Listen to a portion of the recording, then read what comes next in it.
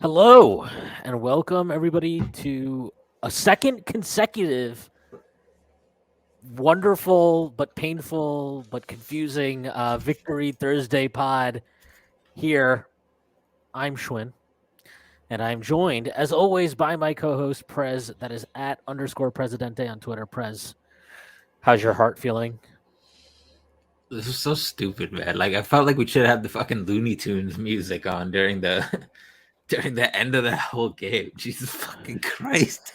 Yeah, yeah, that was It was it special. was it was a basketball game. I will say that. And we're gonna talk a lot about the basketball. But before we do that, I have to make a few announcements. The first being that the Strickland has an Instagram. Please give us a follow. That's at thestrict.land on Instagram. We are posting all kinds of new content on there. You can give us a follow. That'd be a big help. Like the posts, all that good stuff, all the things that the kids do on Instagram. I don't actually have any fucking idea how to use it. So, but if you do, please subscribe and follow us. More importantly, the Strickland has a YouTube channel where you may or may not be watching this podcast. But if you are watching it on YouTube, please do us a favor, hit like and then subscribe to the channel. If you're not already subscribed, it would be a major help for us to get to 1,000 subscribers. Finally, the Strickland has Patreon, which you can subscribe to. There's a number of different tiers. There's a $6 tier that gets you access to Pod Strickland, this pod that I host every Friday along with Prez. You also get access to not Strickland. Wow, I'm jumping the gun there. You also get access to the Strickland mailbag that comes out every other week. That is hosted by Andrew Steele, aka Doug, aka the Doug Bag, alongside Dallas Amico. You also get access to the Strickland Discord where the conversation never stops. There are further tiers. There's a $9 tier that will get you access to Strickland Roll, my solo pod, where I rant and rave about the Knicks even more. You also get access to wonderful weekly articles by Matthew Miranda, one of the best in the business. There are further tiers. There's the $15 tier, $30 tier, $50 tier, and $100 tier. Those come with a variety of additional benefits like listening in on pod recordings, merchandise discounts, and even potentially co-hosting a podcast alongside yours truly one day, whether you choose to subscribe or not. None of this would be possible without you. So without further ado, the Knicks won. Look, let's before we get into the sheer insanity, stupidity, whatever the hell that was, craziness of that game, it needs to be said that the Knicks, um, they're down two starters. They played a Heat team that I think is basically, I think that was their full squad basically. they've been Um, they've been hooping. yeah, they won. They had won 9 of 11 coming in. They had just won a real, throwback 90s era slugfest against Cleveland the I game was I before. was DMing Benji. You want to know what the Heat's game plan on offense every night is, and it somehow works? It's step one, Bam Adebayo never miss a mid range jumper. Step two, Run foul. DHOs forever. No, wait, we're getting there. Step two is foul grifting, mostly by Jimmy Butler, but not exclusively by Jimmy Butler. And then step three, foul grifting, and everybody on your team is not foul grifting, DHOs, and everybody on your team is Kyle Korver. And everybody on your team can take not just catch and shoot threes, but like those one dribble threes behind the screen as well. And everybody can take transition threes. And it works because, like we saw today, Bam Adebayo is obviously the greatest mid-range shooter in the history of basketball. And I don't know what everyone else on their team went from three, but I'm assuming it was well over 100% because. And luckily for us, they were missing the grifting element of their game plan today. So I guess kudos to the Knicks for not fouling and to the refs for letting them play. I don't know. Yeah, I didn't really have a problem. I didn't have a problem with the officiating tonight. I thought it was good. I mean, it wasn't good in the sense of like, I thought it was like good too, except it for was it was it yeah yeah, it there was they there's some they glaring allowed fuck ups, but it was consistent. yeah they were fine. Like the only real, I mean, honestly, I can't even think of one call that I would have been like, oh yeah, that was so bad. They were fine. I mean, The I guess only you could one say that that. was actually atrocious was Gabe Vincent slapped RJ Barrett's forearm, just like Jason Tatum slapped LeBron's forearm and they were checking it for goaltending. So we got to see the fucking replay of Gabe Vincent slapping RJ Barrett's forearm like 100 times. But I guess if it's a goaltending replay check, you can't check for fouls. And even if you could check for fouls, it doesn't matter because I'm sure the NBA is going to gaslight us and say that tomorrow on the last 2 minutes report that it was the correct no call to not call a foul on that play because, and then they're going to make up something that's not in the rule books, just like they did when Scotty Barnes also fouled RJ Barrett on a breakaway in the last minute of a game, because that's what they do. And these refs are making up definitions of fouls as they go, even in their best games. So yeah, I mean, it was consistent though. They didn't give Jimmy his bullshit tonight, which I appreciated. He kind of didn't try to, like, it's like he saw it and then he's like, all right, and then he just like moved. It's because they weren't giving it to him.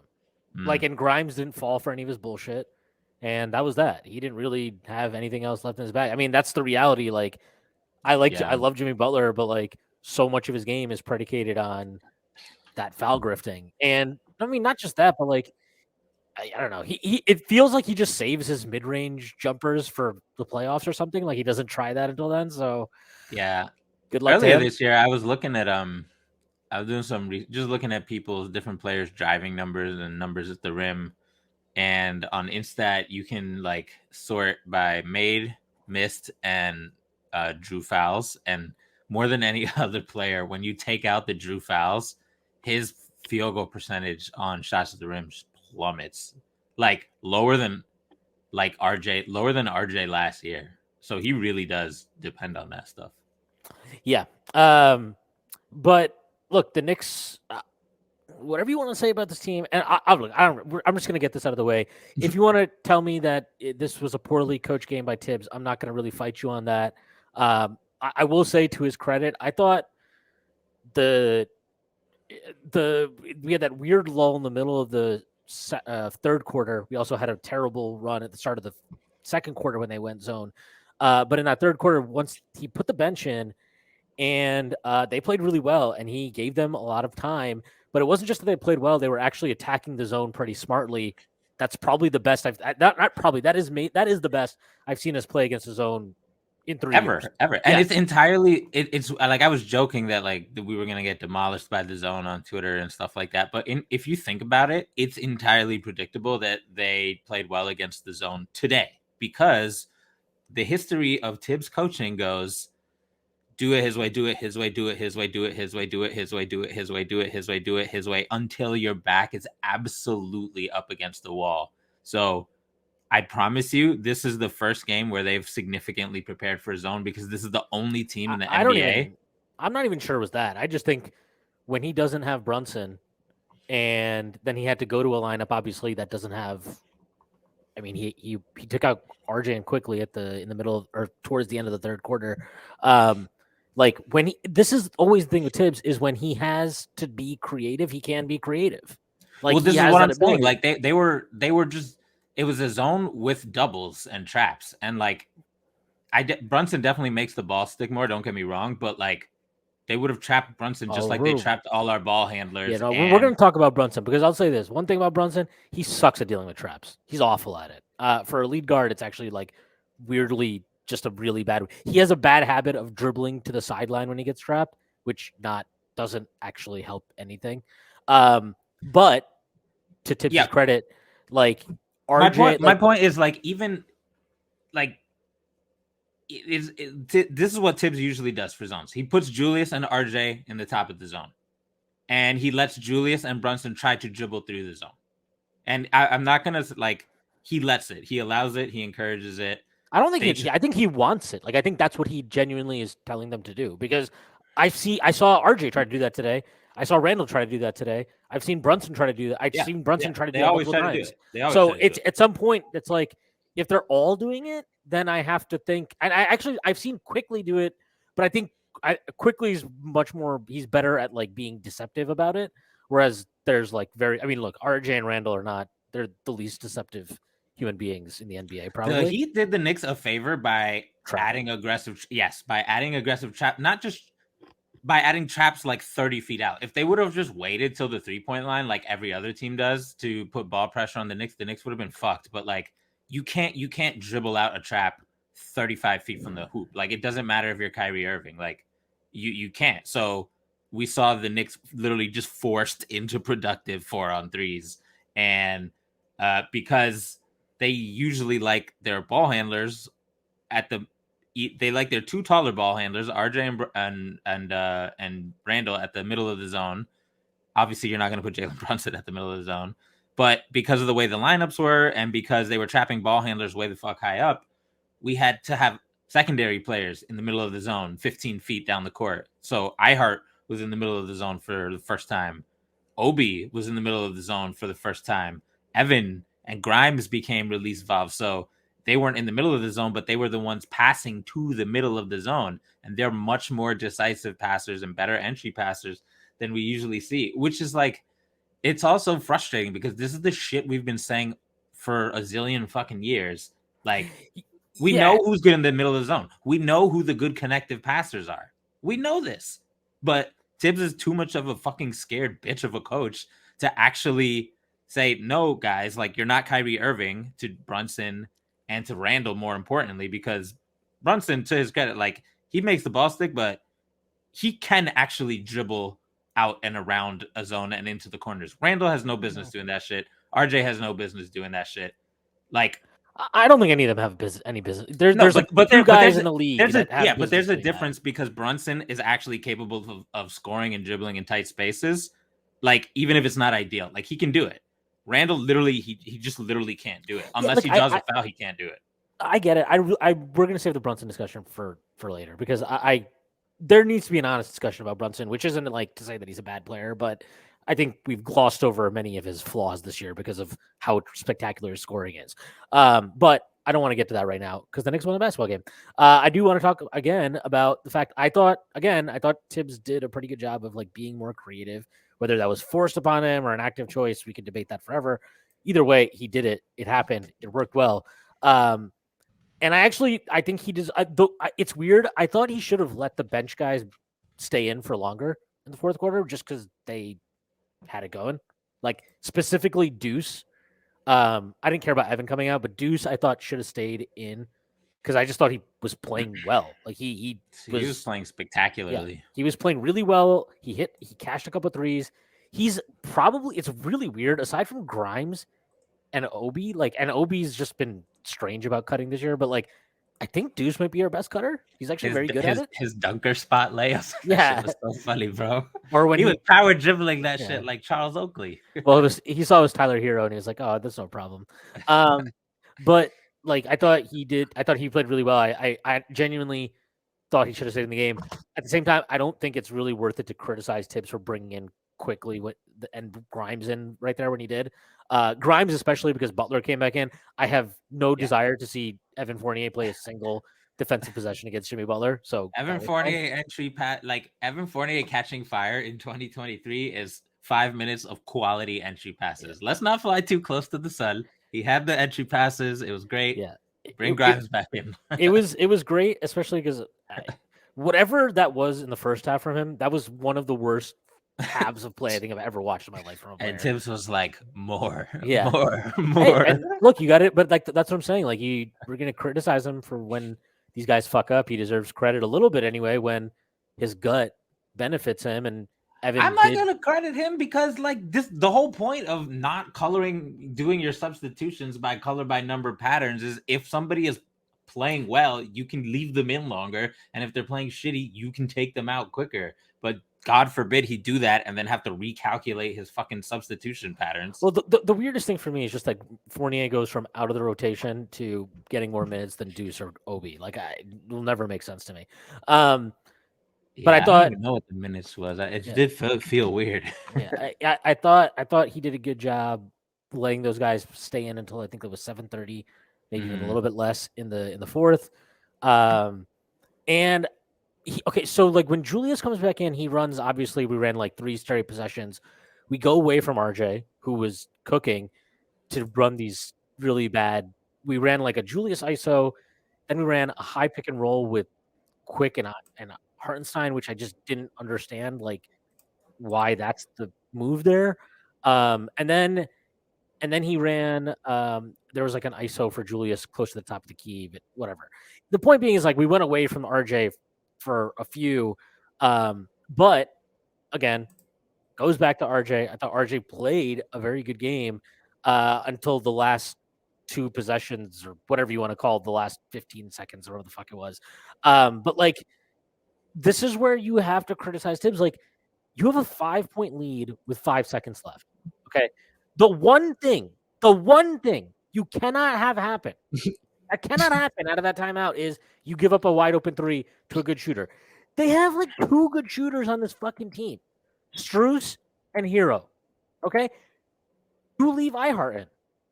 Why? I don't know. Because Bam's not like, if you give up a 2 there, you're still pretty much, you need to make like 1 free throw and the game's over.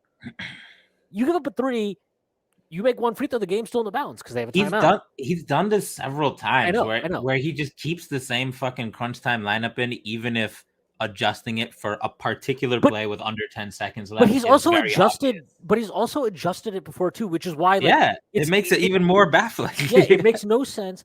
And Hartenstein played an awesome game. So like, I know he's like he's minus 14 here on the old plus minus. Look, if Bam didn't hit like 1,000 shots in his grill, like they were well defended, and the Knicks hit a regular number of threes, then his plus minus would have been fine. Yeah, and Jericho Sims is a plus 16. I promise you, Isaiah Hartenstein was way better than Jericho Sims was tonight. But like so you give up a 3, like somehow you don't switch everything, and Hartenstein's late getting out to contest the 3. Yo, he was so in rhythm for that shot. and then on top of that, before that even happens, so the game is it's 102 or so 102-99. We have the ball. We get the play's going nowhere. Ball gets knocked out of RJ's hand. So Thibs calls a timeout 9 seconds under the shot clock. We come out of the timeout and like we don't run anything out of these fucking timeouts. We don't fucking set a screen. Nobody fucking moves. Everybody runs to the same fucking spots, which everybody in the NBA knows. And it happened after the replays too. Hold up. And the fucking play was to throw it to fucking Randall with fucking Bam Adebayo on him. Like, how is that the play? How the fuck is that the fucking play? Like, this is insane. Like, so he does this. RJ, like, look, should he have passed the ball to Randall sooner? Probably. Should he maybe have another option on the play other than 3 other guys standing around with their dick in their hands, watching fucking Randall beg for the ball 30 feet from the hoop with fucking Bam Adebayo on him? Yeah, probably. That probably should be a different, like, there should probably be other options on that play. Because we know Thibs, he's all about having options on his after timeout plays. But, like, so they do this. For RJ throws the ball to the backcourt. Bam gets it. Randall fouls him. Bam makes both free throws. But it's 102-101 now. Okay. Knicks, they score possession, right? I think that was the old that might have been the old goaltend play. I don't really remember off the top of my head. They get the stop. Great. The Knicks get a stop. And not only do they get the stop, okay, they also do this amazing thing where they corral the defensive rebound. Amazing work. Great job. Knicks have the ball at 3. The Heat don't foul because, hey, we can try to get an 8-second violation, and we have a foul to give. Let's see what happens. Randall gets the ball to RJ. RJ throws it. I don't know what the hell he's thinking. He throws it down the middle of the floor. Heat steal it. I mean, that entire sequence was crazy. They get the ball, and then, like, I don't know, they are swinging the ball around somehow, like, quickly close out to somebody in the corner. So they have to make an extra pass to the top of the key. Fucking Ihart is out there. He tips it. I've never seen this to himself. Yeah, to himself. Like fucking and one mixtape style. And kept it in bounds. He kept it in bounds. I've never seen him run that fast in my life. Throws it back to Grimes. Grimes hits Randall down the middle of the lane. I saw people being like, "Well, Randall should have dribbled it out." I'm not going to complain about a guy taking a dunk to put us up 5 with 5 seconds less left. Randall dribbles. Yeah, when in doubt. Yeah, and also like 5-point lead with 5 seconds left. I am never going to kill you for taking that over. Him this guy dribbling to the corner and then he has to make a couple free throws with like a couple seconds left. No, I'm good. Take the dunk and let's move on. like so then you have this fucking play, right? Where Hartenstein does this, or sorry, Hartenstein's like closing out. They call a timeout. Out of the timeout, it's the same fucking play. All he did was he changed the inbounder. He had Grimes inbound the ball instead of RJ. But watch the playback. There's nothing that happens on the play. It's that we run the same exact play out of every goddamn fucking timeout. And that is why every timeout, every out of bounds play feels like the biggest challenge in the fucking world for this team. But go back and watch that play. Nobody sets a screen for anybody. They all RJ runs to the backcourt. Two other guys run to each corner. And then you've got Randall, who, like, why are you right by the half court? Like, why are you right by the half court line? Like, why is that? Like, how is that the positioning? Randall is sitting there at the half court line. Bam is between him and Grimes. He's between the ball and Randall. Randall's just like has his hand out like he's fucking Randy Moss or something. And, Bam isn't bigger than him. Grimes has to throw this lob over him, actually completes the pass. Okay. Randall gets it. This one drove me crazy. All Randall has to do is hold the fucking ball. Don't put the ball on the floor. Don't fucking do anything. Just hold the ball. Hold the ball. That's it. That's all you got to do. What does he do? What the fuck does he do? He tries to dribble the ball. He falls like a fucking idiot, basically just, he loses control of it. Bam gets a clear recovery. They initially called it a foul. They rightfully overturned it. Miami gets the ball out of their timeout. Hero gets a pretty clean look for that three. I understand, like, that one I'm not going to totally kill Thibs for because you do have to protect against the two there also. And Randall, to his credit, did actually get a good contest in there. Yeah, I was going to say Randall's help on that was because RJ had to chase him, which is always an adventure, but Randall showed up in the corner. Yeah. And honestly, that's probably one where I'm like, I don't know if I really want to kill Tip for this, but it's like in that situation with that limited amount of time left, I think you should put Grimes on Hero and put RJ on Barrett. Anyway, RJ and Barrett. RJ on Butler. But, like, Knicks get away with it. They win the game. But, like, look, I think Thibs did some good things tonight.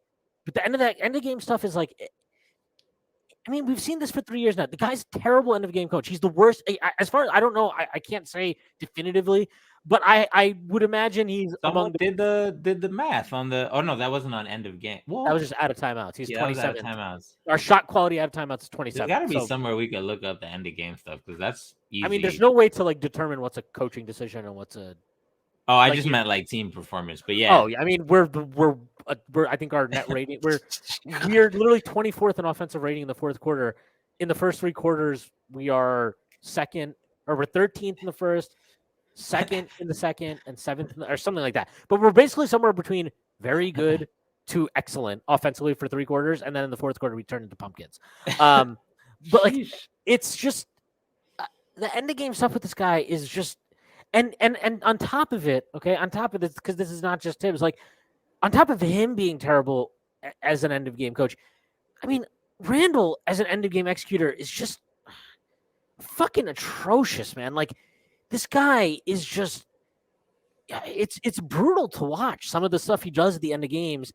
RJ was bad tonight at the end of the game. I'll give him a pass. I actually think he tends to be good at the end of games. Weird. Yeah, usually it's the opposite. He was killing for like the middle of the game. And then in the end, he had just a couple of slip-ups. I mean, he was good even through most of the fourth. He just fucked up those two plays. It was just really weird. But like Randall is just brutal end of game, man. Absolutely brutal. And he's the guy that Thibs trusts the most for whatever reason to his own hindrance. It's honestly bizarre. But like, look, it is worth saying the Knicks won the game. Repeatedly, because as stupid as the end of the game was, they did win it, and they won it without Brunson. They won it without Mitchell Robinson. Like that's a lot of big shot. They hit a lot of big threes towards the end. They were off of good movement. Yeah. And like we can again we already talked about, does Thibs deserve credit? Was he forced? It doesn't really matter in the sense of just judging the fact that inherently they were good ball movement shots. But RJ and Randall had really good reads on a few of those. And I gotta mention the Randall turnover at the end of the third quarter was like, I mean, I couldn't believe that. The guy fucking. What the fuck happened? That was crazy. And I have a hard time believing that's on Grimes or on Deuce because you can see Deuce looking at Thibs, right? So I'm assuming that he's literally going to do what Thibs wants him to do. This is all Deuce does. Also, Yeah, he never deviates from the game plan to a fault. yeah, and so it was. We've seen shit like this. Is the other thing that gets annoying about like the end of game stuff is we see it, like it's obviously most prominent in the last couple minutes when the score is close, but you see it leading up to it. So right before crunch time really hit, I think it was like 3:30 or something like that left. It was Julius had an ISO, and it was just a mid range, off the dribble jumper, like 20 feet. It was a very difficult shot with Jimmy Butler on him, and I was like, okay, here we go with this bullshit again. And then the next play, um, you could tell Julius just expects that to be the play because IQ was like, we Yeah. running some shit. And it Oh, wasn't like some that complicated, no, fucking. that play pissed me off so much because And you he could just got in the tell. way. Yeah, he just went out there, 30 feet out, hand in the air, give me the ball, and quickly is like, "Get the fuck out of here!" Like, what are you doing? And then Like, he basically he did the old Rand. He doesn't do this as much, but he still does it sometimes, particularly during crunch time, where he sets the screen and then he does the screen rolls to just the to get the elbow. ball. Yeah, This time it wasn't even rolls to the elbow. It was like rolls to like right in front of the 3-point line, right inside of the 3-point yeah. line. Oh, you can't go anywhere. Got to give me the ball. And literally, like, I was like rage typing to one of my boys, and like I turned it back, and RJ had just already scored again. So I literally don't even know what happened in the next play. But I was just like, bro, it's not even real crunch time. And we already with this bullshit. And then you saw the same, you mentioned it earlier where with the ATOs, with the timeout plays, because both long replay checks or challenges or whatever throughout the game resulted in were basically quasi timeouts for the Knicks, and they were just they might as well have been 0 seconds between plays. Like they might as well have been no time between plays, and our coach was tied up in a basement, like because we just had there was no productivity boost on either end out of them, and so like you see the hints of it throughout the game, and you're just like, no, like stay down, damn it, just, I don't want to deal with this, and then the fucking game slows down, and of course you get this shit. But I mean, you're right. Like to their credit, like they built leads, the Heat would come back, and they would I mean, build the leads and again. the Heat, the Heat do it. Like they've. I think they've played the most clutch time games in the They league. have, yeah. They have come back. I think they're one of the league leaders in comebacks.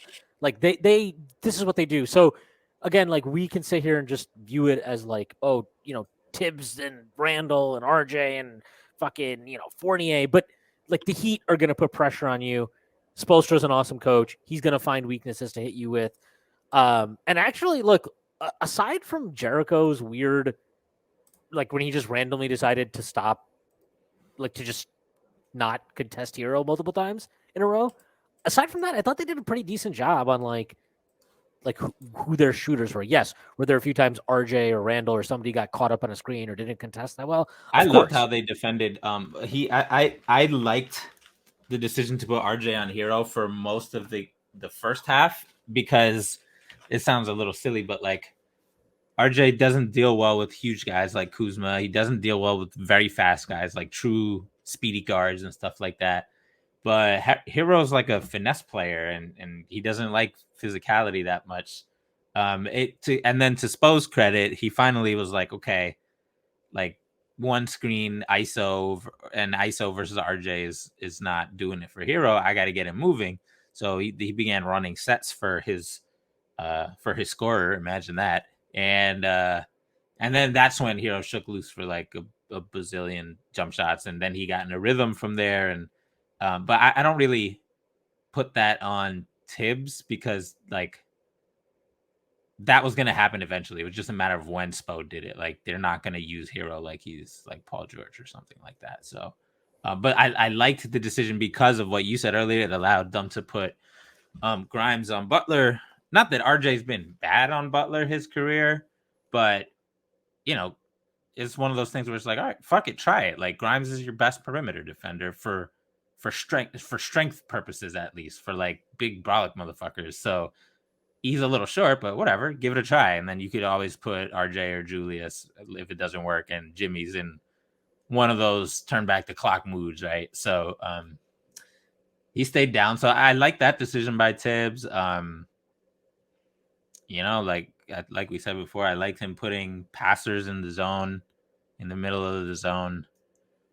The sub stuff we talked about already is kind of annoying, but it's like a gift and a curse, I guess, when you're playing well. So it's mostly the timeout stuff and the end game shit that was ridiculous.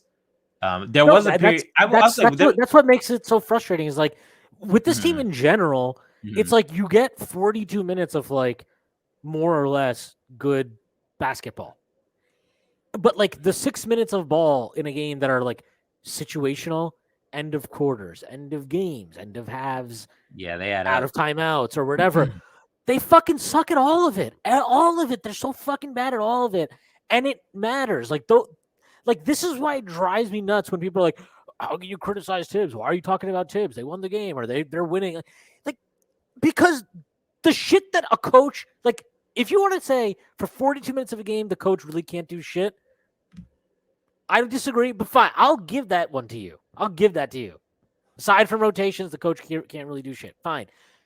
But the fucking shit he can control, he's so bad at. He's so fucking bad at it. And he's not like some novice coach. It's not like, oh, it's his first year, it's his second year, he'll grow up. He's experienced. He's been a head coach for how many fucking years now? Like 10 years or something? He's been on NBA sidelines for damn near 30 fucking years. Okay? This is not some guy. This isn't his first rodeo. It's the same shit. We've seen the same things we're complaining about. You can go back and you'll see Wolves fans complaining about it. You can go back, you'll see Bulls fans towards the end of his time, they're complaining about it. Like he has there are good qualities about him as a coach. But the shit he sucks at, he fucking sucks at. I'm sorry. Like I'll go one step further. I already told you this in the DM, but I think some of the shit that we give him credit for on the season, I don't even know if he deserves quite as much credit, to be frank. Like the shit that is like the NBA just changing and modernizing, and like analytics resulting in different shot profiles and shit like that. Like that's. I mean, there's also just like the fact that guys come in with skill sets, like guys shoot threes. Yeah, guys, you get like the front office is getting Quentin Grimes. Then like, all right, guess what? Quentin Grimes probably not gonna shoot mid-range shots, but like making Julius eliminate the long twos and the floater, the rebounding and floater statistics, analytical stuff. Like the heavy points in the paint, the floaters, the rebounds with Mitch, all of that shit, that gets by Thibs supporters almost wholly attributed to Thibs. And I don't know why. Like, I don't know why. There's no way Thibs was like, well, if you calculate the average shot quality of a rebound for Mitchell Robinson on floaters, we have a disproportionate advantage compared to other offensive rebounders not named Steven Adams. So we're going to sign him and encourage our players to work on their There's zero chance Thibs came up with any of that shit. Zero chance.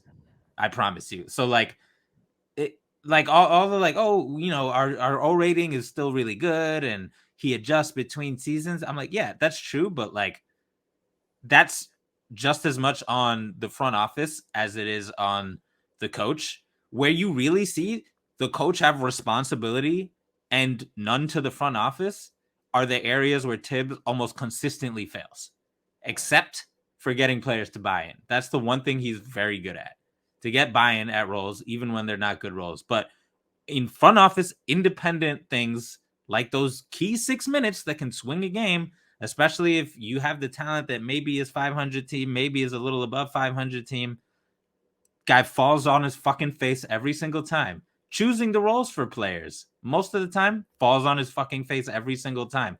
All of the things, like the front office, I don't think people realize how much, like, yes, I want the front office to interfere more.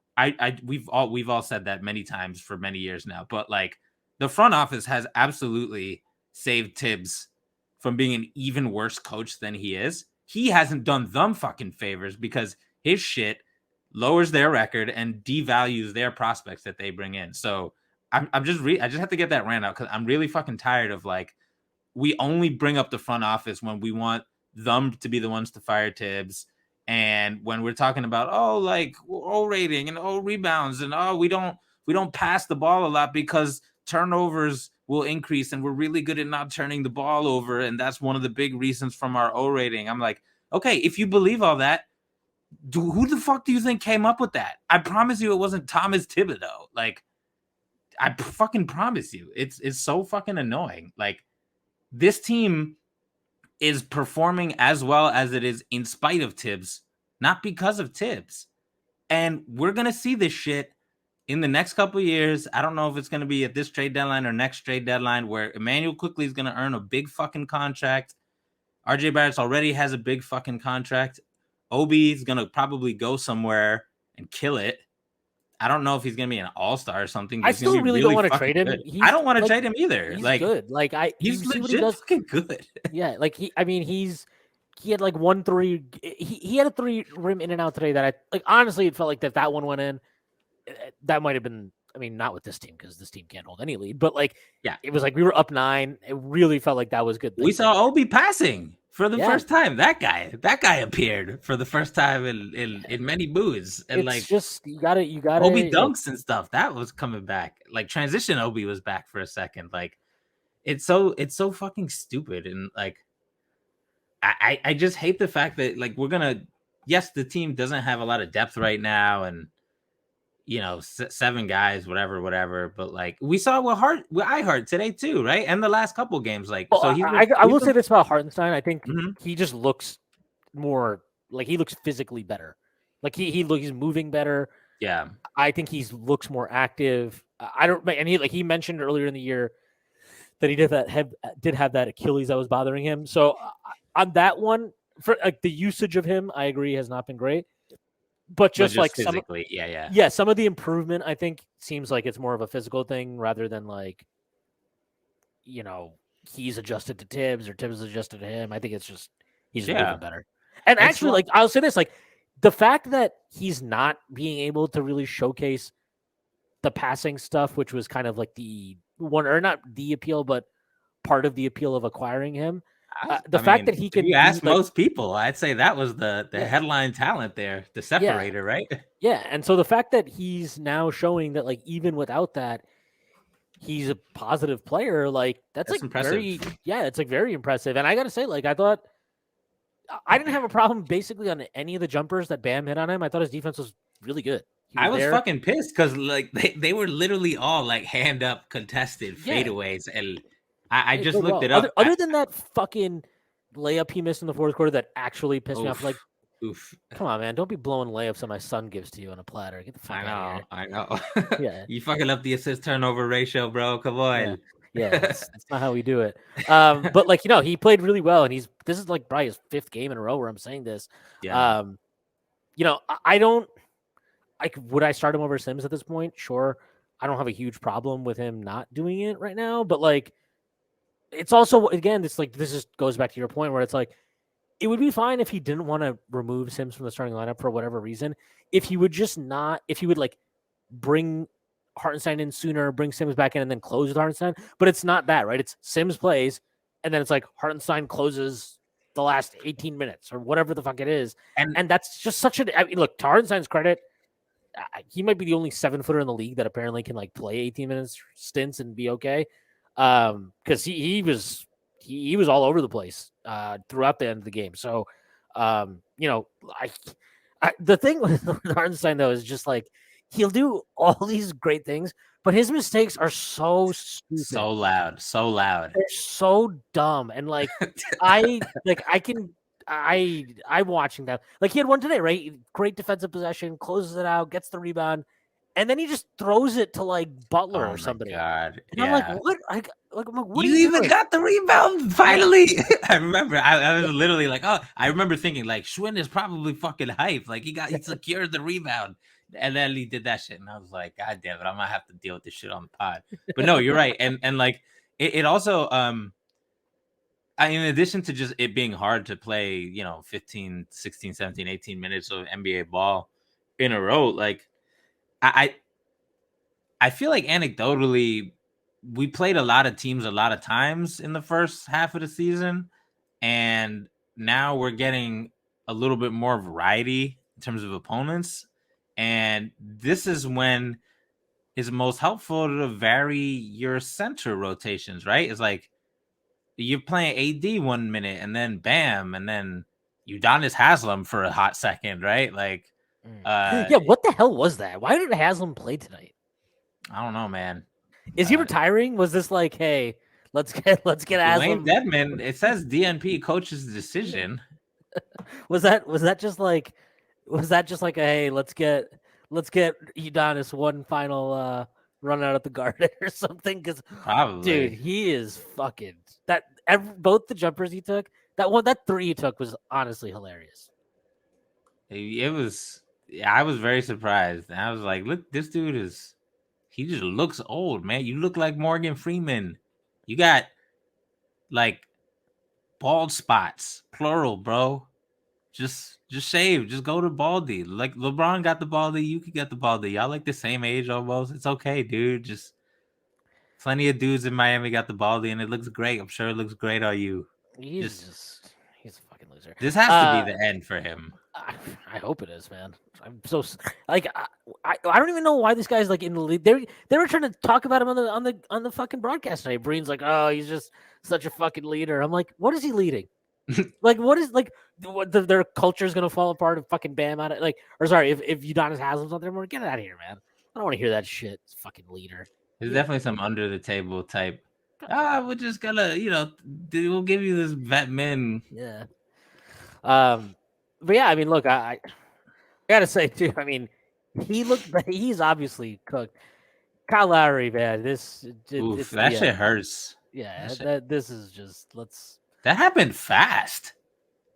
I mean, there were signs his last year in Toronto. He still played well, but I remember he wasn't like cooked. No, but I know, but it's like one of those things, right? He's what 6'1", and he's played all, and he doesn't just play like he plays hard minutes, dude. Like he's always played a lot of hard minutes. He's had a lot of deep playoff. Yeah, played a lot of playoff minutes too. And like I remember looking at his stats last year in Toronto, and all the counting numbers, all the advanced stats, all that stuff, the shooting numbers, they were also good. But I remember looking at all the advanced stuff, all the impact stuff was like down.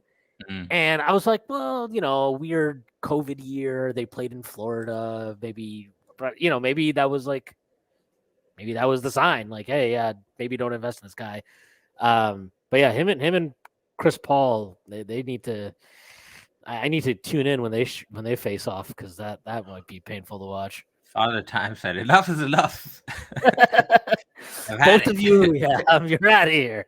I'm done. I gotta give the remaining years you guys had to LeBron.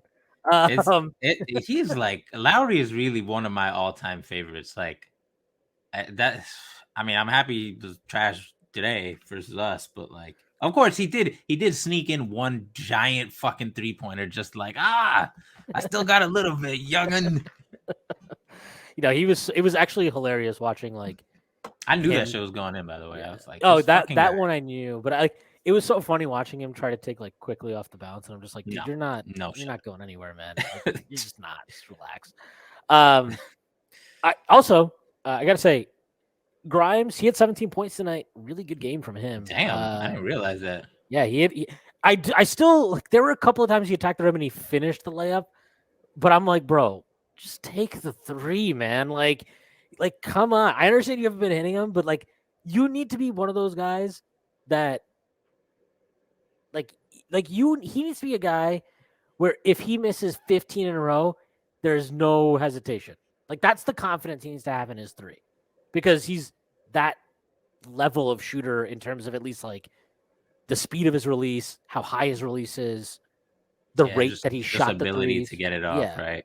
Yeah, like he's just got to. But 17 points, it's nice. He had two huge threes in the fourth quarter, especially one late. I mean, and it was nothing but net. Both of them just. That was a beautiful pass. Both of those last two. I think they might have been both Julius, or one was Julius, one was RJ. The Julius one was wild because RJ passed it to Julius, right? If I recall. underneath the rim, and then Julius swung it back out. So it was like we facing the zone. The ball got to RJ. I mean to RJ in an advantageous position. He Then dumped he it to passed it to Julius. Julius. And I was And then 100% sure. I was so ready for Julius to do like something 18 super pump fakes annoying. under the hoop and then Yeah, dribble it yeah, off like his foot. just whatever the dumbest possible decision was there. I was like so, and even when he went to pass it, I was like, this is definitely gonna be a turnover. Like I had like no faith in him to make the They right actually play had a or the good tight play then. passing window, but it was like consecutive miracles. And then Grimes hitting the three was like the final consecutive miracle because he's been a little off lately. But I was like, oh my God, everything happened on this play. This is I will great. say when he shoots, I can tell. Like I can Oh, yeah. tell when it's gonna go in or not. Like, There's a lot of you times can where he see it. shoots, and I'm like, when he's wide open, and he shoots like you know how most shooters like if they're wide open, they'll catch it, like take a breath, and then shoot it. No, he's like trying to shoot. He's trying to shoot it like it almost feels like he's trying to shoot it faster.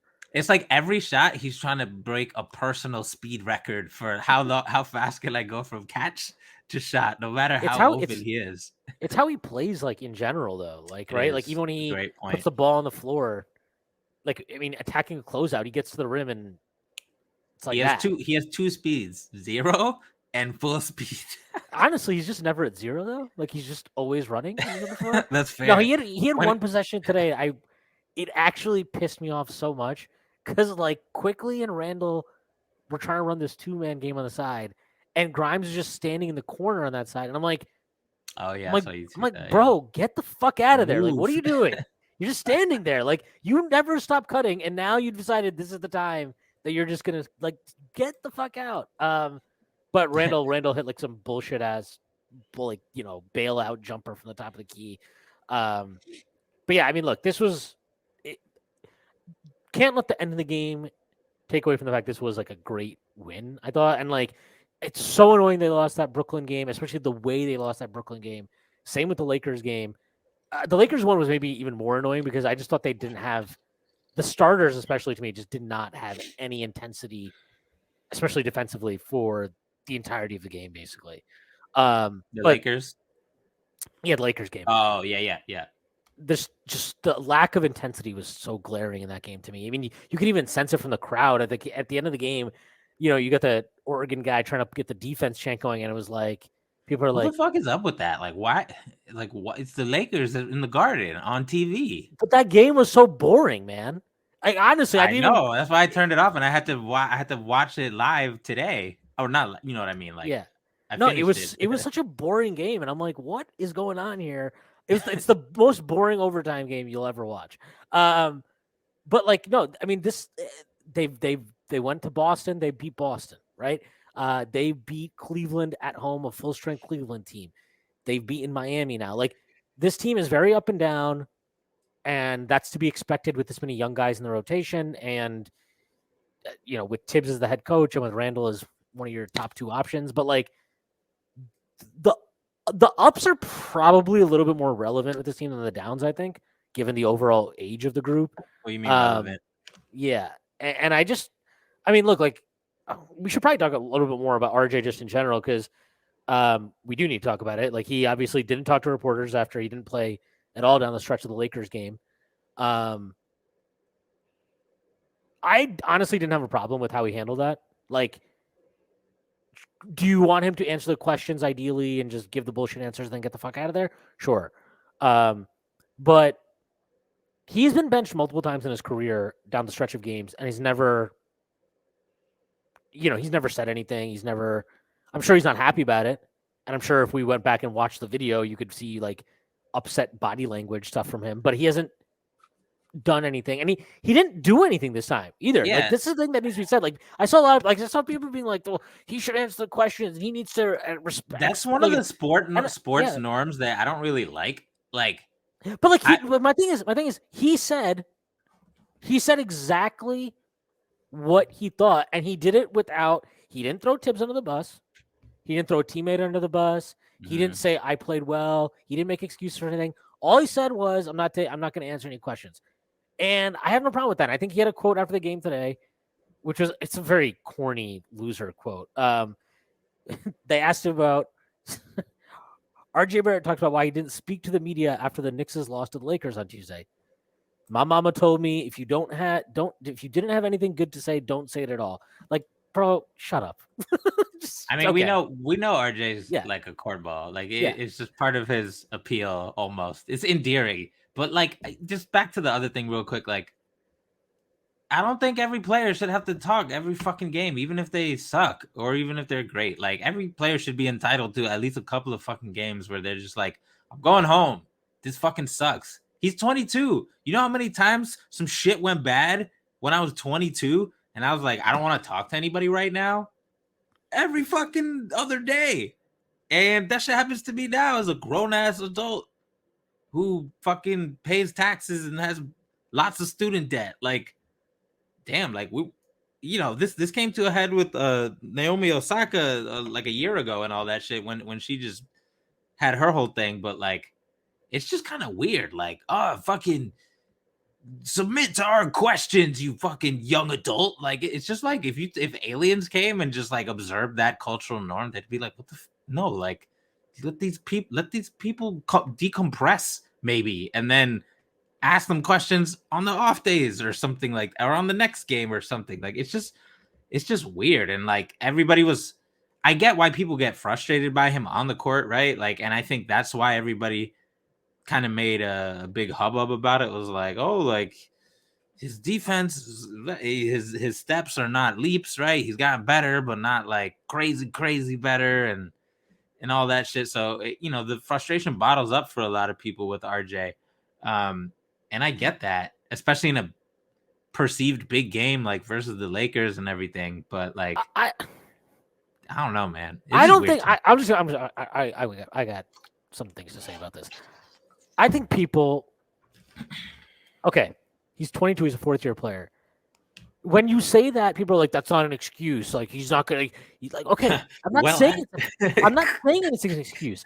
I'm saying he's a 22-year-old kid who, yes, he's improved parts of his game. But I talked about this with you 5,000 times. You can improve parts of your game and not fundamentally yet be a better player. Like, because you don't know how to take the things you've improved at and then apply them in game in the right context consistently, and not just apply them consistently, but apply them in a way that amplifies your skills and amplifies your team as a whole. And I can give you the pieces of a bike, but until you put that shit together, it's just pieces. It's not a fucking bike. Yeah. And that's kind of where RJ is. Yeah, and my issue with this entire thing is like people are like, oh, his defense has fallen off. His defense has fallen off. He doesn't want to defend. And like, all right, I want to let people know how the NBA works, okay? Here's a newsflash. If a team gives you're the third overall pick, and in your third season, they start funneling 27 usage at you, and you become a 20-point per game scorer, and then that offseason, they hand you a $107 million contract. And sure, did they shop you and include you in packages for Donovan Mitchell? Yes, but ultimately, they paid you a $107 million contract, they didn't trade you for Donovan Mitchell, and they brought you back. What signal is that sending you? What is the signal? The signal is, okay, I've got to take a leap offensively. I've got to become a better scorer. I've got to become a better primary focus of the offense. Okay? So don't fucking sit there and try to tell me RJ should just be the guy he was his second year in the league. No, the fuck he shouldn't. And you know what? We shouldn't want that either. That's fucking bullshit, bro. Get the fuck out of here with that. He's a 22-year-old kid who's a third overall pick. He's trying to get better. And you can tell me, and I won't disagree with you because I've been shitting on him for this stuff too. He has to be better defensively. He has to pass more. He should maybe sometimes understand that when he doesn't have it going, it's okay to take only 11 shots in a game and not try to shoot your way out of a fucking slump. I agree with all of that. I'm with all that. I've criticized him for all that. At the same fucking time, he's a 22-year-old kid who is getting better, who has gotten better at shit. Like, I saw somebody responded to me the other day about a tweet saying, like, I think RJ's catching too much heat now for team-wide defensive struggles in Mitch's absence. That was basically, like, the summation of what I was saying. And somebody responded with, like, oh, well, look at his percentile efficiency and all these zones for wings in the league. And I'm like, what are you telling? So your point is RJ isn't efficient. No fucking shit. He's not efficient yet. Like this, you can't judge young players. Also, like, real quick, hold on.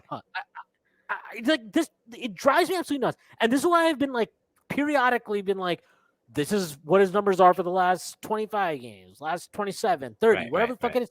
Because young players, this is the biggest thing with young players. And this is why, like, I succumb to this too, especially for players that I don't like Scotty Barnes, who sucks ass.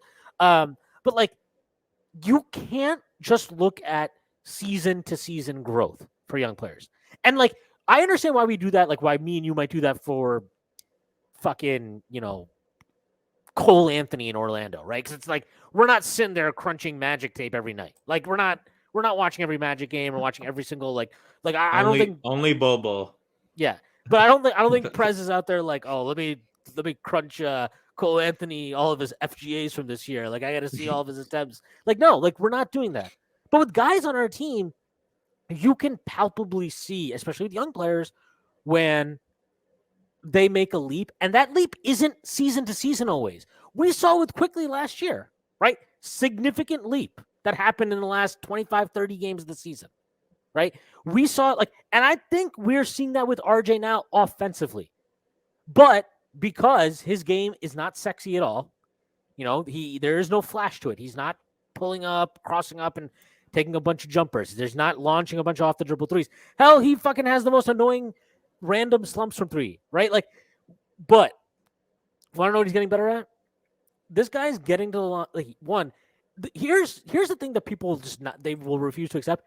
If everybody in the NBA knows that you want to get to your left hand and that you want to get to the rim, and they still can't stop you from doing it, guess what? That is a talent. That is a dominant talent. That's a dominant characteristic of a player. That doesn't mean RJ is going to become a superstar, but it does mean he has something that even though everybody knows exactly what he wants to do, they can't really stop it. They can put a rim protector there, and that'll throw him off because he'll try to do stupid shit on the Robert Williams of the world. But guess what? Not every team has a Robert Williams.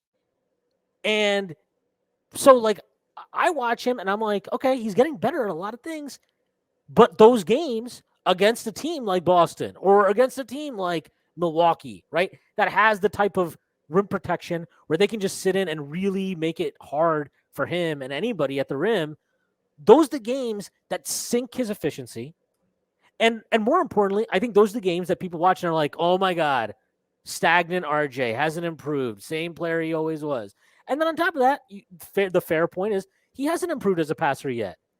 Quality, and the most frustrating thing about this, and you can speak to this, on the B-ball index, I'm pretty sure qualitatively he's graded out as a high end, when he does pass, the shots he creates for others are top end shots. He's been 3 shots to rim.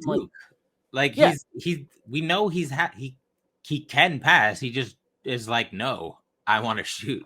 Right. And I think with him, some of it, I don't know. This is a theory of mine. Is I wonder if some of it is just because his handle sucks. Because when you're passing off the dribble, right? Sometimes you're passing with that off the dribble, literally. And you have to be able to dribble better to pass when you're in the paint and all that shit. Yeah, so I feel like some of that shit is because his handle isn't that good. Again, I'm not making an excuse, but and also some of it is immaturity, right? And we see this all the time. We watch these games. There'll be stretches of games where it's just Brunson shot, Randall shot, Brunson shot, Randall shot, Brunson shot, Brunson shot, Randall shot, Randall shot, Randall shot, and nobody else touches the ball, right? So, and he has this worse than anybody, where it's in those stretches, if he gets the ball, there's no doubt, no, I'm getting a fucking shot. He had one of those today. He barreled into the paint. He barreled into the paint. Well, he was also pissed at Randall because Randall was trying to post up. Yeah, and he's like, "Get the fuck out of here, dude." It was so funny. I don't think it's an accident that he plays well against the Heat, because I think the Heat play into some of his best tendencies, some of the best they put him in situations to help mitigate what you just described. So by going zone, then and having other people break the zone, and RJ becomes play finisher or floater shooter in the middle of the zone. He can do that. You want him to just crush it from the baseline against a bent defense? Tremendous at that. Little tiny short altitude floater, 10 feet, 8 feet, great at that. And what's the other thing the Heat do? They switch a lot. Yeah. Who the fuck, Oh my aside god, from Jimmy dude, Butler, who the fuck? can we just talk about like, Tyler Hero on this man is it's actually hilarious to watch. You know he takes that shit wild personal. But he also is just like he sees here and he's like this dude is so bird chested, man. He's got no fucking upper body strength. He's got no lower body strength, and like bless all the Heat fans that are like his defense has improved. It's like, all right, man, it's improved. That shit still sucks out like hot ass. The thing about the Heat, and this is why they're like in the same boat with us, as opposed to like back in the top of the conference like they used to be, is they got a lot of talented guys, but RJ is posting up all these motherfuckers except for Bam and Jimmy, pretty much. So like, and like his handle's still very shaky, but he's good enough at that driving by force now that it pretty much doesn't one thing matter. he did today, what's like one thing, right? Like this is a thing that people will be like, oh, your standard is so low, but like this is the other part. It's like people are holding him to this like, why isn't he an all-star yet standard? He didn't get paid like an all-star. Yeah, like he got paid $107 million. That's nothing. He got paid. He's getting paid less than Tyler Hero. He's getting paid less than Jordan Poole. He's getting paid less than those guys. He's not getting paid all-star money. So why are you holding him to? And I saw, look, he's a bust. How is he a bust? Yeah, how is he a bust? Like, that's crazy. And then like the last thing I gotta say is because the defense thing drives me nuts. And this is where I was wanting to go. But look at Hero and Poole, who are his contemporaries exactly in terms of like. Right. Yes, are they better at offense? Yeah, you could argue that. Sure, they're definitely more efficient and they're better shooters, but they're also worse defenders. And that's even with RJ having as bad a defensive year as he had. Like RJ's exactly like we're not trying to say RJ's some stout defender right now. And I don't care. You can throw all these fucking nerd stats at me. Oh, he's 420th out of I don't care, dude. If you want to fucking argue with me that Tyler Hero is a better defender than him, you can go touch grass, please. Like go get a hobby or something, because that's fucking bananas. All I want to, this is the last thing I wanted to say, and this is where the Brunson. I wanted to talk about this with Brunson, and this is I want to be very clear. Real quick, one more RJ thing, real quick. Just looking month by month this year, like you talked about in season changes and adjustments and leaps and stuff like that. October, obviously short month, only 6 games. Field goal percentage 43.5. I am using field goal percentage because it's the real Hooper stat, which is purely about shot making and not about there's no foul drawing involved. Yeah, exactly, and no like bonus for threes and everything like that. So 43.5. November 16 games, 46.1. December 52.9. January 9 games in. We're at 51.3. Presumably that's going to go up a tick after today as well. So like low 50s is pretty solid bucket getting ability right there. It's also like people want him. Okay, we knew where he was last year, or his first 3 years really, where he's a subpar efficiency guy. That's obviously been the biggest knock on him, is even when he had that crazy 40% 3-point shooting year, he was a sub 54 true shooting guy because the 2-point stuff was just poor. Like it's just bad decision making, bad touch, whatever. I actually think his touch has improved this year. Those short range floaters. He's still kind of adventurous on layups, so I'll put it that way. But yeah, I mean, anytime he has to put the ball higher than the square, that's when you're like, oh. It's because he only goes underhand. He doesn't shoot over, like, because on the high ones, I think you have to go over, like you have to push it instead of like out. It takes more touch. Yeah, it takes more touch. It takes more touch. Like they're the only guys that can go out with their palm on like high, glass shots and shit like that are like Steph Curry, Brunson. It's the touch gods. Yeah, it's like the elite, insane guys. Kyrie, all those dudes. Yeah, quickly on his good days, like when he's like really on one or some shit. Like like Maxey, if he's on a floater heater, which he's not been this year. He's been terrible with this floater this year. It's so weird. He's had like one of the worst in the NBA. Yeah, but like all I was gonna say is, okay, so we know he's this sub efficiency guy, and so when he takes this leap and he's still, it's a substantial leap. Like the leap he's made as an efficiency scorer. The only reason it hasn't popped yet is because the 3 ball has been so like it's like if he got the 3 ball up to 36%, I promise you the way we are talking about him changes, even with as bad as his defense is, even with how annoying his lack of playmaking can be at times. I think how we would talk about him would be so different, and that bothers me so much. And this ties into Brunson, and I want to flow into Brunson. But before we talk about this, let's make an announcement that NBA fans, it's time to bring the hoops action to the palm of your hand with DraftKings Sportsbook, an official sports betting partner of the NBA. This week, new customers can bet $5 and win $200 in free bets instantly. Plus, for a limited time, all new and existing customers can get a no sweat same game parlay every day. Go to the DraftKings Sportsbook app today, opt in, and place a same game parlay on any NBA game. And if it doesn't hit, you'll get a free bet back. Download the app now and sign up with code TBPN. New customers can bet $5 on the NBA and get $200 in free bets instantly. Only at the DraftKings Sportsbook, an official sports betting partner of the NBA with code TBPN. Minimum age and eligibility restrictions apply. Void in Ohio. See show notes for details.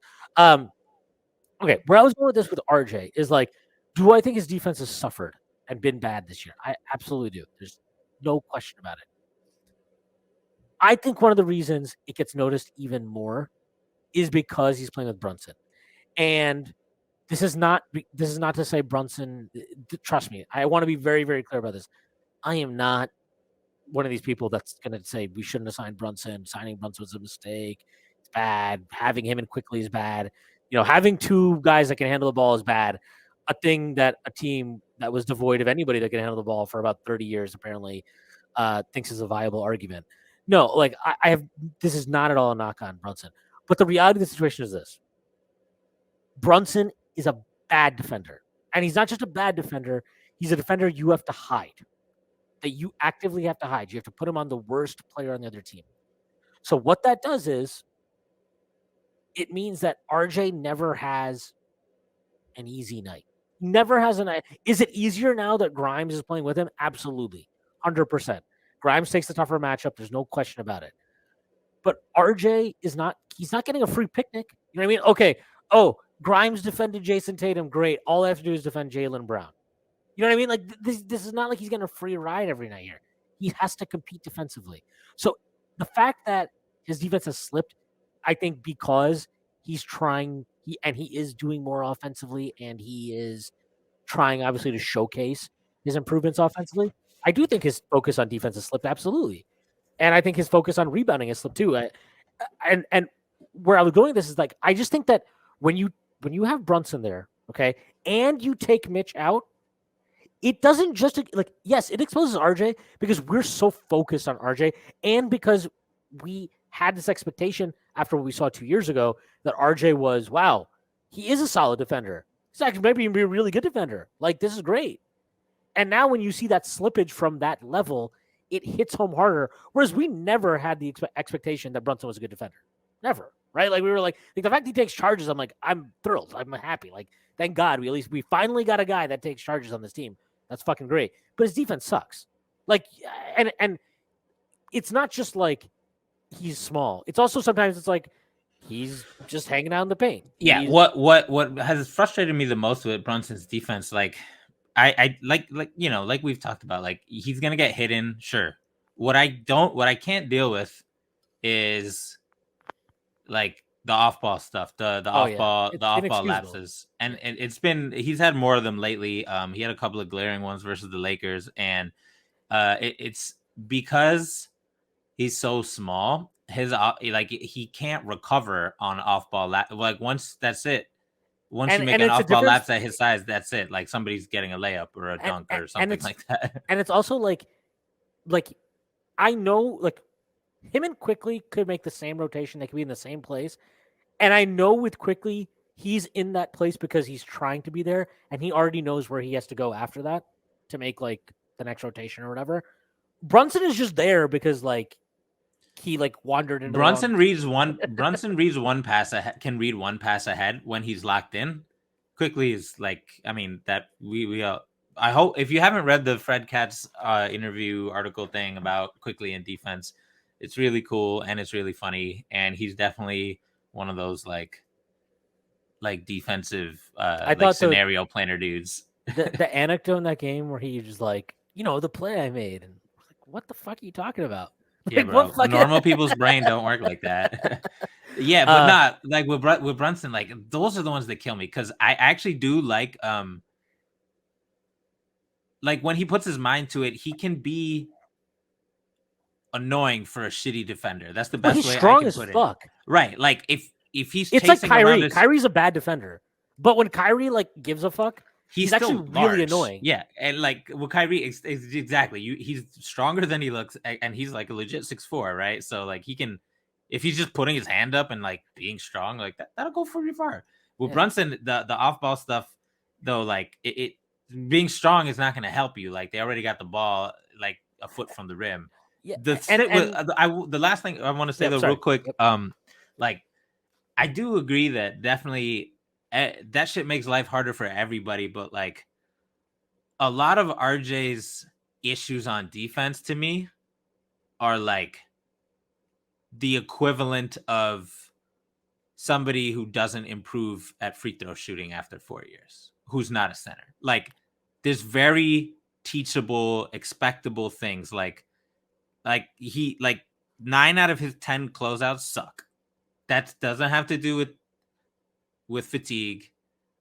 That just means you're not good at this, nor have you worked on it. That's what that Well, means. see, this is where I'm at with that because we've seen him be good at that for a season, For like one season, yeah. And out so of 4. to me, I mean, it And doesn't matter. back and in that season, We're at the Patreon portion of the pod where everybody listening to this probably agrees anyway. But like even in that good season though, like I remember being on the pods with you, and like we didn't like you were like he might have like all defense potential, and I because was he didn't like make mistakes. he's a solid defender, but like he's not like that because and the thing is like he didn't make mistakes, but he didn't have he still even back then like he was in the right place at the right time. That was the phrase I constantly used, but it wasn't like with ideal technique or ideal speed or explosiveness, which is why I was never like So quite as high. And you see that shit now, like the league is getting more skilled. Like Kyle Kuzma can cross you up. So like, first of all, you're too short to contest Kyle Kuzma. And that's one thing. Like I can't blame RJ for being shorter than Kyle Kuzma, but I can blame. I just don't get why we didn't put Grimes on him. That was so weird. I mean, we're big Kuz fans here in the Prez household in DC, but like, my point is like, all right, some guys are too tall for you, some guys are too fast for you. Somebody like Kuz, who nobody's gonna confuse with hot sauce, has handle that's too saucy for you. So who are you good at defending? Like Tyler Hero? Is that it? As long as Tyler Hero doesn't move off screens, like what archetype of player is RJ Barrett good at defending? That's the thing. Like you can suffer because of other weak links 100%. And that most often shows up like, late in games and in games where RJ has to take more of a load on offense and shit like that. But like, there's just too many holes right now for me to really be a little lenient because he's playing with Brunson. I'm like, you could have gotten better at closeouts. You could have not been manhandled by other wings. No. This was my point though. He did all that shit today. He had some bad closeouts. He got caught on screen. The Heat are the perfect team for RJ to play. Don't get it twisted. Like, there's nobody on this team who's a threat to RJ Barrett except for chasing guys around screens. And the only one you have to really worry about are Strus and Hero. There's no wings who are big enough to attack him, nor are there guards that are faster than him, which is like going back to what I said earlier about like the Heat are a great matchup for him offensively. They're also a great matchup for him defensively. Right. But my point is like, I don't think it's just that. I also think Quickly's a flat out better defender than Brunson. So now it's not even close. Yeah. So now you've taken out your worst defender. I'm not. He's the worst defender in the starting lineup. Yeah, he's the worst defender. You take out your worst defender. You put in your best perimeter defender, at least in terms of team executing team scheme, and like it makes a difference. Like how and not just for RJ. Oh, it's a trickle down. Yeah, Randall's bullshit. You don't notice that as much.